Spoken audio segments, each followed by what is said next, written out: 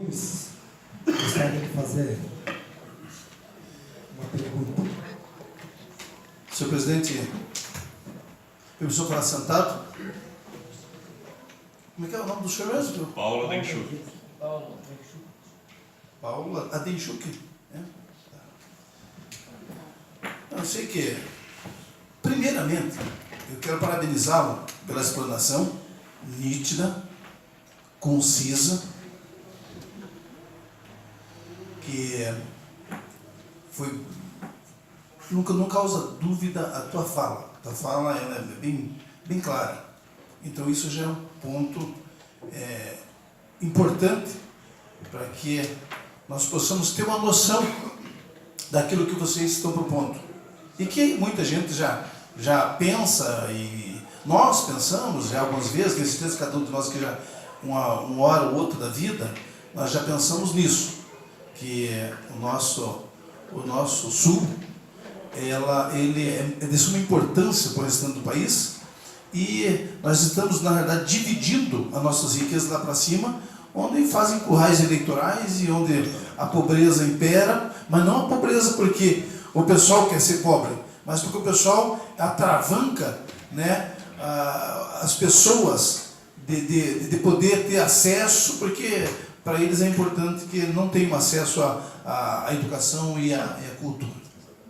Mas me causa assim uma preocupação. Eu não sei há quanto tempo vocês já estão se organizando, pelo que você me disse aqui, pelo que você planou. Eu acho que já está bem adiantado, e se tiver representantes igual o senhor por aí, né, onde estão falando sobre isso, se tiver representante igual o senhor, eu creio que vai vingar sim, vai dar certo, e também é um sonho da gente, mas só que a minha preocupação é a seguinte: isso vai causar, isso acho que é um sonho meio, não digo a médio prazo, talvez a longo, porque a jurisprudência, ela também vai se chocar com algumas coisas. Por exemplo, os funcionários públicos federais, que tanto pode trabalhar aqui, como pode trabalhar no Nordeste, pode trabalhar no Norte, então fica difícil, talvez, de ter um consenso jurídico nesse sentido. Claro que eu vejo que há possibilidade, mas eu só queria perguntar ao senhor,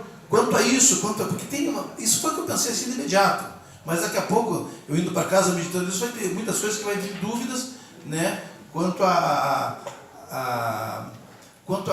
digamos, a forma para que se estabeleça, né, juridicamente que o Sul realmente seja um país. Né? Então, essa é a minha dúvida. Essa questão é uma questão razoavelmente complexa, né? Então, por exemplo, eu vi que há uma proposta do governo federal, agora em relação às dívidas, renegociação das dívidas dos estados. Essa proposta implica na suspensão da correção monetária e do aumento do salário dos servidores federais, né? Então vai ter que haver uma alteração legislativa, provavelmente uma emenda constitucional, porque se altera o artigo 37 da Constituição, né? Agora, uma proposta como essa, obrigatoriamente, ou talvez não necessariamente, passe por uma emenda constitucional. Certo? Então teria que haver um trabalho, sem dúvida alguma, no âmbito federal a respeito disso, e isso daí também concebe a possibilidade de exoneração e remoção dos funcionários, porque eles podem ser lotados em outros locais dos outros estados, né? Então isso fica a critério, em tese, do órgão público escolher onde o funcionário deve ficar lotado, mas aí seria uma questão de natureza administrativa. A forma, a princípio, seria legislativa. Talvez, em determinada situação, a necessidade de uma emenda constitucional, né, exatamente por conta do artigo 37. O nosso movimento começou em 1991, se eu não me engano, então aí já se vão 25 anos de trabalho. Isso é uma matéria que envolve uma reflexão antiga já, né? Então, o senhor falou das dificuldades que existem a respeito disso. É bom lembrar que, por exemplo, a abolição da escravatura, quando ela foi proposta pelos liberais clássicos da Inglaterra do século XVIII. Na época, o comércio de escravos era o comércio mais rentável da Inglaterra.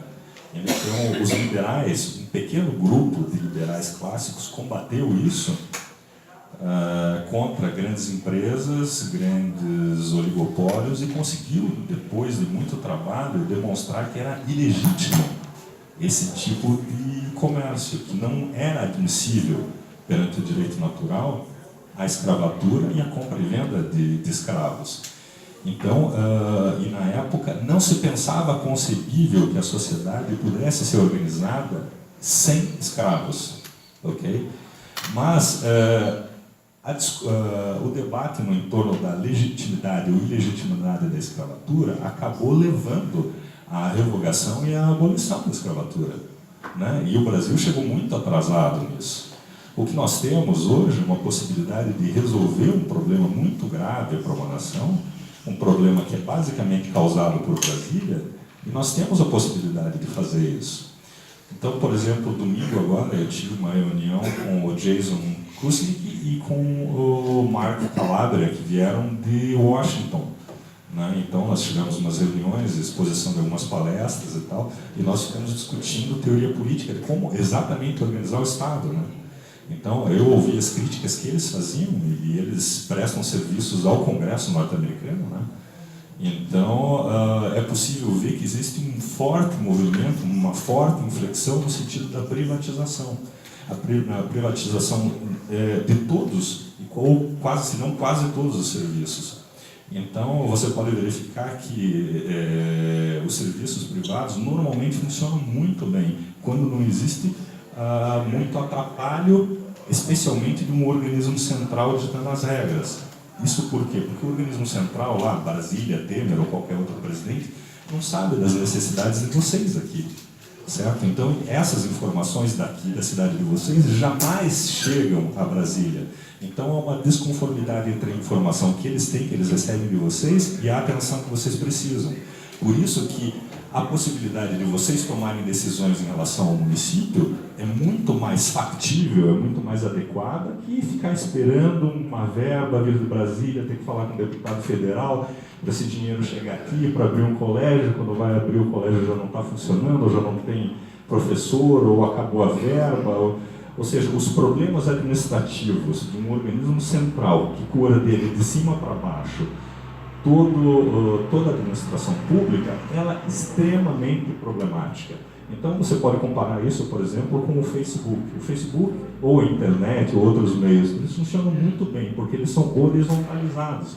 Você não depende de mandar a ordem para alguém e aquela ordem retornar. Você vai direto à pessoa, você não tem um intermediário para isso. Então, a transmissão de informação funciona de forma muito mais adequada. Mais que isso, veja, eu poderia citar inúmeras outras coisas, eu poderia ficar aqui falando horas sobre isso, porque é da minha formação, é isso que eu estudo, é isso que eu trabalho. Mas o fundamental é as pessoas terem a percepção que aquelas pessoas que estão em Brasília, elas não têm nenhum interesse por nós. Sabe? Eles não pisam a nossa terra, eles não conhecem o nosso chão, eles não nos conhecem, eles não sabem das nossas necessidades. Certo? Isso aqui é uma coisa fundamental, é isso que nós temos que levar em mente. Nós temos uma capacidade de organizar a nossa sociedade de forma muito mais adequada que eles. Certo? Eu não sei se eu deixei de responder alguma questão que você me perguntou. Falei tanto. Eu fico satisfeito com as suas respostas, porque eu sei que tem mais os meus pares aí, alguém vai fazer uma pergunta ao senhor aí também. Claro que eu não vou... A gente tinha muita coisa para perguntar, né? Já que o senhor está aí à frente do negócio avançado, mas digamos que seja criado um país, né, suíno. Então veja bem, tem até o problema de hoje os aposentados nas esferas estaduais, federais, e que isso vai causar um impacto muito grande nessas pessoas também. Porque hoje nós temos uma carga tributária muito grande, mas ainda temos, assim, com essa carga tributária muito grande, nós temos alguns estados que não estão nem pagando os funcionários ativos. Que imagine os aposentados que estão à mercê agora de uma dádiva, né? que eles já direito adquirido.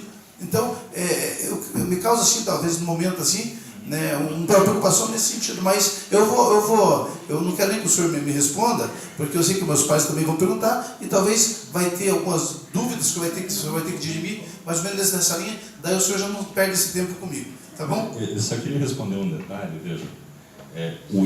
Existe um erro da administração muito claro e nítido na administração central hoje do Brasil, é que eles acham que, aumentando o imposto, eles vão ter mais receita, certo? E isso é um erro crasso, certo? Porque você vai aumentar a receita na medida em que a economia cresça.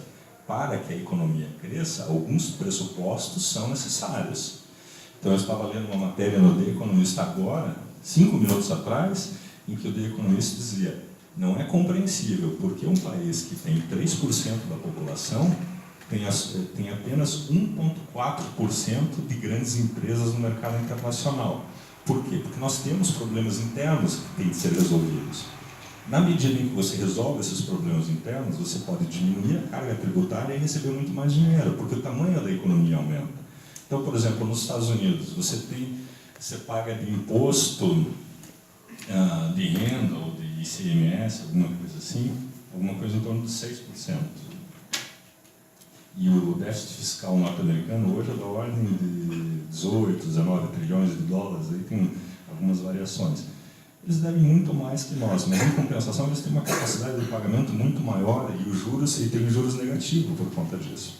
Então o que acontece? Com o mercado ele é muito mais fácil de ser desenvolvido, obviamente você tem uma capacidade de receita muito maior, e essa capacidade de receita é que vai fazer pagar essas dívidas que o senhor falou.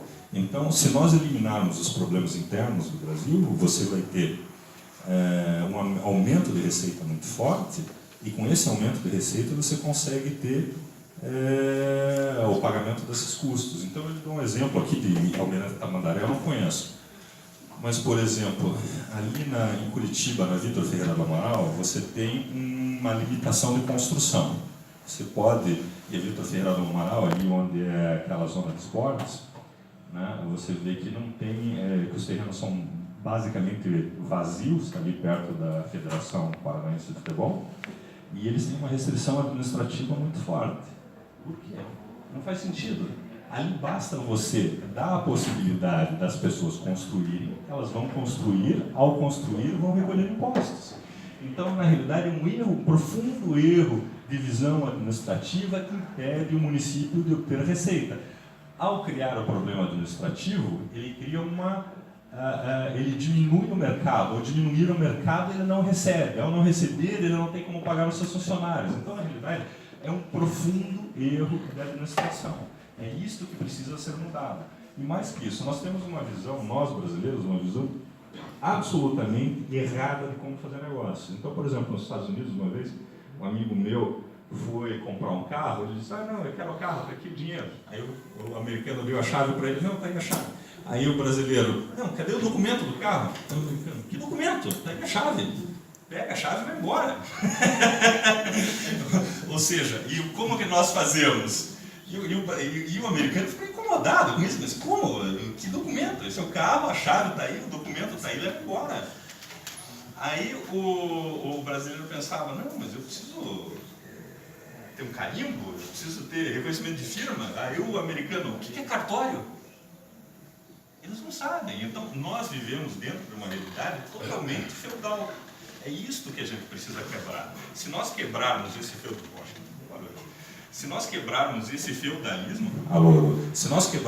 feudalismo, nós conseguimos resolver os nossos problemas administrativos e econômicos. É muito simples, não é difícil. Só que não dá para continuar um cartório. Que hoje, por exemplo, eu tive uma reunião no meu escritório, que o presidente do Tribunal de Justiça foi ao STJ para conseguir uma liminar para tirar uma pessoa de um cartório porque o filho dele passou em primeiro lugar no concurso. Esse tipo de coisa que aí não tem como funcionar uma economia desse sentido. Obrigado. Doutor, eu queria lhe fazer algumas colocações. Na Espanha tem a Catalunha, que é como o sul do Brasil. E lá foi criado o Grupo ETA, e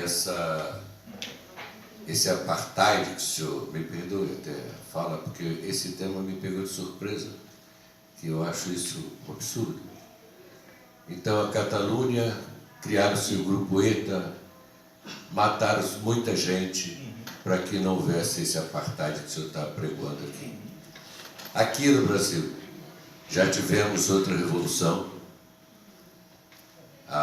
na época do 1700 e pouco, né, o Sul queria se apartar do resto do Brasil. Nós temos sérios problemas no mundo, muitos problemas no mundo.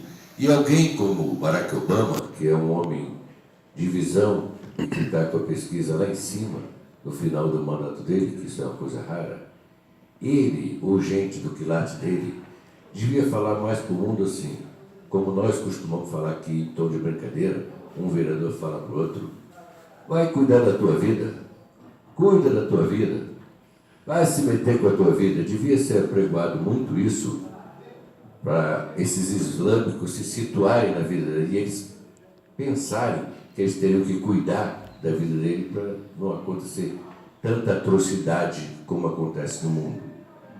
Agora, sinceramente, eu fico perplexo de ouvir o senhor falar uma coisa dessa, que eu desconheço esse tema e nunca me preparei para ouvir uma conversa dessa. A Federação Brasileira, ela, de fato, ela é indivisível. A própria Constituição diz isso. Não se pode criar um outro país dentro de um país. Sobre a questão política da Lava Jato que o senhor falou, eu acho que nós tínhamos que fazer, para melhorar esse tipo de coisa, não quando a criança na escola tem piolho, se decapita a criança. Mata só o piolho. Acho que a sua proposta é aquela, de decapitar a criança para matar o piolho. Me perdoe, mas no meu entendimento eu estou vendo assim. Veja bem, o senhor falou do feudalismo. O senhor está querendo então voltar no feudalismo, os senhores feudais, porque os servos seriam os nossos irmãos brasileiros do Nordeste, aonde eles ficariam praticamente sem nada. Se nós somos uma nação, acho que nós temos por obrigação, até cristã, de partilhar o pão. Talvez não com essa tamanha injustiça, que eu concordo até com o senhor, que nós do Sul aqui produzimos muita riqueza e que é distribuído para o Nordeste. Outra coisa que o senhor falou da Inglaterra, que afundavam os navios negreiros, mas eles não afundavam porque eles eram humanitários. Eles afundavam os navios negreiros porque eles queriam que a mão de obra brasileira, a mão de obra do mundo, não fosse escrava e que tivesse poder aquisitivo para comprar as mercadorias deles, que eles saíram na frente da Revolução Industrial. Eu acho que vocês vão estar malhando em ferro frio. Tinha que se fazer, neste país, uma revolução, fazendo de novo outra Constituição. Porque esse sistema político está todo prostituído. Começa nas câmaras e vai até o Lula, que nunca sabe de nada. Desculpe, PT, aqui. O Lula, que nunca sabe de nada. Então, eu acho que se a gente fizesse uma reforma tributária com a Constituinte que fosse isenta, que nós pegássemos deputados somente para fazer a Constituição, o mandato dele fosse só para elaborar uma Constituição, eles podiam mudar a forma tributária, mudar tudo, e não precisava esse radicalismo que a gente estaria voltando ao tempo da monarquia, onde o Sul seria o rico e o Nordeste seria os servos. Me desculpe a franqueza, mas é o meu entendimento. Parabéns, Alexandre. Mas a questão é a seguinte, veja, em primeiro lugar, hoje morrem 60 mil pessoas ao ano no Brasil, certo? 60 mil pessoas. 60 mil pessoas são assassinadas, meu caro. Basicamente, pelo Estado brasileiro, pelas suas forças policiais. Ou seja, isso não me parece civilizado. Então, vamos comparar isso com o ETA. Quanto que o ETA matou? O senhor falou do ETA, né? Só de comparação. Quanto o ETA matou ao longo de 30 anos? 500 pessoas. O Brasil mata 60 mil em um ano. Isso em primeiro lugar. Em segundo lugar, o ETA se tornou um partido político na Espanha. Em terceiro lugar, a Catalunha está se separando da Espanha. Então, na realidade, se o senhor olhar ao longo da história, o senhor vai ver que em 1910, 1920, havia aproximadamente uns 50 países no mundo. Hoje são mais de 200. Novos países jamais Aí deixaram... tem aquela questão da Rússia, que na época da guerra encampou um monte de paizinho, como a Tchecoslováquia, que depois foram se desmembrando ao longo do tempo, com a abertura, vamos dizer, com a falência do regime russo. Eles foram se desmembrando. Mas eram 1920, antes da guerra. Mas era um país que era tomado na força da guerra. Por exemplo, a revolução que teve lá, o sul contra o norte, nos Estados Unidos, quantos morreram ali por causa dessa teoria de fazer esse apartheid? Veja, meu caro, o senhor propôs uma comparação. Eu estou lhe demonstrando que essa sua comparação não funciona. Mais de 150 países surgiram no mundo nos últimos 100 anos, certo? O senhor falou da Rússia, eu falei de antes da formação da União Soviética. Então, houve a formação, houve a tomada dos países ali ao redor. Eu sou ucraniano, só estou no Brasil porque minha família foi perseguida por Stalin e todos eles foram assassinados. E todos os meus antepassados foram assassinados, foram parar na Sibéria e outros lugares mais. Então eu sei muito bem o que significa isso. Então é o contrário, meu caro. É quando você elimina o poder central, é que você produz um benefício às pessoas. E não o contrário. Não é centralizando o poder. Onde houve centralização do poder? No Estado nazista, no Estado comunista soviético, no Estado comunista de Mao Tse-tung. Foram esses os países que cometeram o maior número de atrocidades ao longo da história. O Brasil é um país que produz os maiores crimes contra a sua população hoje no mundo. O Brasil mata 10% das pessoas que são assassinadas no planeta. 10%. Nós temos uma população de 2,8%. Nós matamos 10% com um Estado centralizado, meu caro. 60 mil pessoas ao ano. Isso não tem parâmetro. A título de comparação, nos Estados Unidos nós temos 300 milhões de armas. Vocês sabiam? Quantas nós temos no Brasil? Aproximadamente umas 20 milhões. Não é possível hoje comprar armas no Brasil. Afinal de contas, de onde vêm todos esses assassinatos? Quer dizer, a nossa proposta pacífica de obter um consenso por meio da autotutela e autodeterminação dos povos, que está prevista na Constituição, é que vai desencadear uma guerra? Nenhum de nós aqui está armado, pelo que eu saiba. A nossa proposta não é uma proposta de andar armado. Afinal de contas, quem que usa de violência aqui? Quem que está matando as pessoas na rua? Em termos reais, não em termos retóricos. A nossa proposta jamais foi a de usar a violência. Aliás, um dos princípios do liberalismo é o pacifismo. Muito ao contrário do que o senhor imagina, o que leva paz às pessoas é o comércio, é o livre mercado, certo? É o livre comércio e não a construção de barreiras. Quanto mais barreiras o senhor constrói ao longo da sua vida, mais inimigos o senhor passa a ter. Ao contrário, o comércio, onde ele se estabeleceu, se o senhor comparar as sociedades comerciais, vamos lá, Coreia do Sul, com as sociedades que fazem a defesa da política, Coreia do Norte, aí eu lhe pergunto, uma tem um dos melhores índices de educação do mundo, de pacificidade, tudo funciona bem, a outra quer produzir bombas atômicas. A minha sociedade, a sociedade que eu projeto para mim, começa na Coreia do Sul.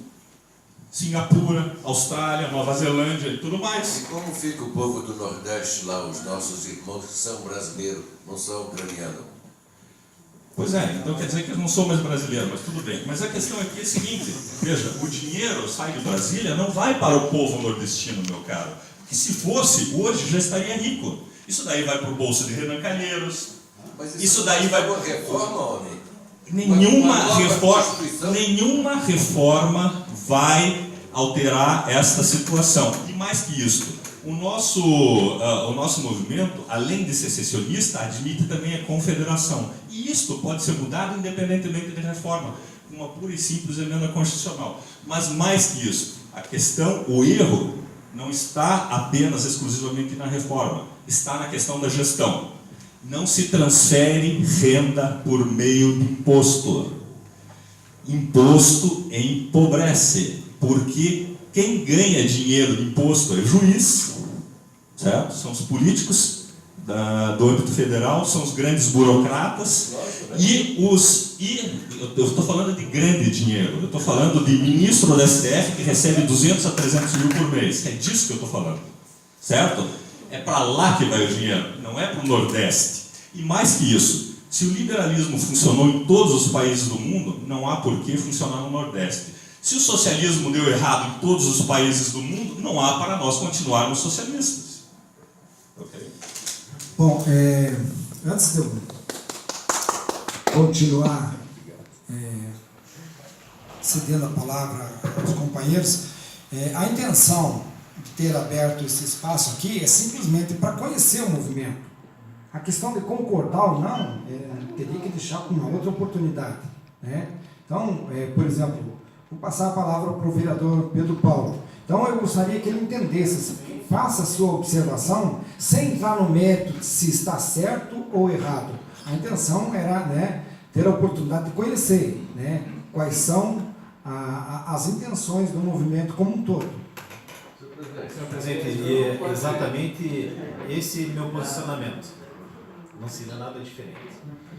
Doutor Paulo, para que nós trabalhemos de uma forma real, saindo da retórica, para que nós sejamos mais objetivos, fugindo desse subjetivismo, que a cada fato concreto existe mais de 10 entendimentos e todos eles divergentes. Primeira pergunta: se existe a possibilidade jurídica, até por entender que nós ainda estamos pelo ordenamento do Brasil, entender assim, a Constituição Federal. Segundo, seria da parte de sustentabilidade financeira do país do Sul.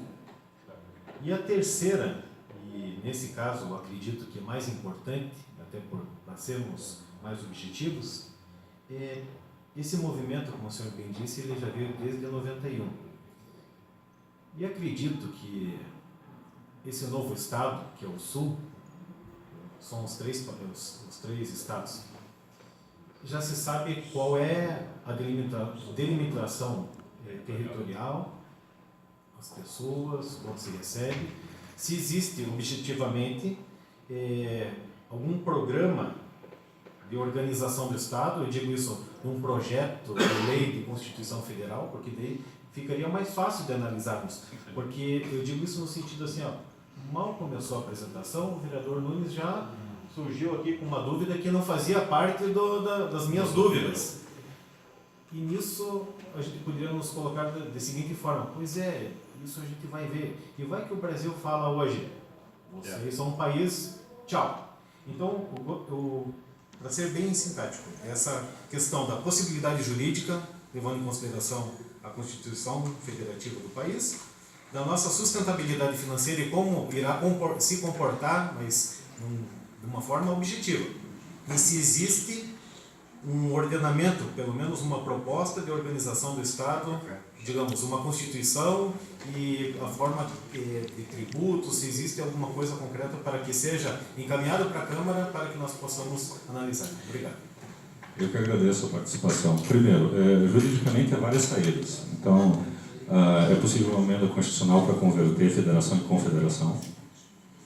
É possível usar o princípio da autodeterminação dos povos, que tem sustentáculo internacional, certo? Que é o princípio que leva todos os povos a se secessionarem, certo? Existe uma regra no artigo 1º da indissolubilidade dos estados e tal, mas isso daí, obviamente, teria que passar por uma emenda constitucional, ou coisa que vale. Em termos... Mas não seria uma cláusula pétrea? Não vejo como uma cláusula pétrea. Agora eu não lembro de cabeça o artigo que dizem que é uma cláusula pétrea, mas é lá pelo 62 aproximadamente, agora de cabeça não estou lembrando. Mas a questão é sobre a possibilidade jurídica, né? A sustentabilidade financeira, se existe alguma organização de como o país do Sul vai se manter? Existe toda uma metodologia e já uma Constituição prevista, né? Uma Constituição abstrata, muito similar à dos Estados Unidos, com poucos artigos, muito simples, né? O mais simples possível, eliminando toda e qualquer complexidade regulatória, certo? A eliminação de um intermediário, né? Como Câmara dos Deputados ou coisa que vale, deveria apenas ser um organismo central, né? Ou seja, seriam os municípios e o organismo central apenas para fins de organizar a integridade, né, nacional. Mas, havendo daí esse central, como seriam os municípios representados? Esse ente central, ele saberia dos problemas do Almirante Tamandaré? Digamos que esse ente central seja em Florianópolis ou em Porto Alegre. Como que a Nova Brasília, saberia dos nossos problemas? Não seria algo meio parecido com o que a gente vive hoje? Na realidade, a gente não quer uma nova Brasília, porque, segundo a nossa leitura, Brasília é uma cidade de funcionários públicos. Não, mas no sentido de capital federal. Sim, sem dúvida, eu entendi perfeitamente. A minha resposta era exatamente nesse sentido. A gente não vê a necessidade da existência de uma capital federal, certo? Exatamente por conta dos problemas.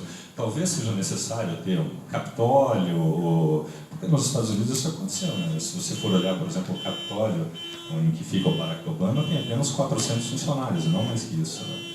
Então é algo muito, muito enxuto e simples, certo? Porque eles não precisam, por exemplo, os Estados Unidos agora, eu acho que deve ter a Bernie Mac e a Freddie May, que eu acho que deve incentivar as casas próprias dos Estados Unidos, mas fora isso eles não possuem empresas públicas, né?